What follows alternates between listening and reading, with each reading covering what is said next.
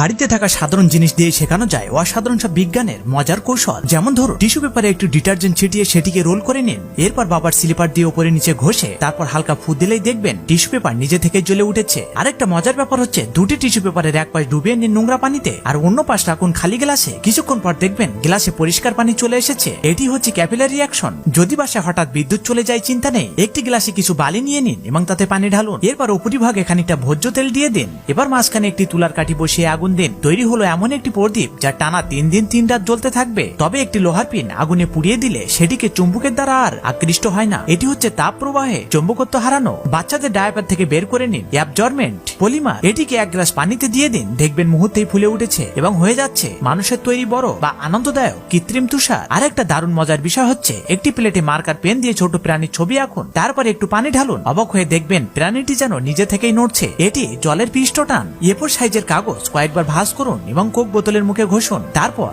Coke নিজে থেকেই খুলে যাবে। এটি ঘর্ষণের প্রভাব। এখন কিছু লাইক সাবস্ক্রাইব পাওয়া যাবে কি?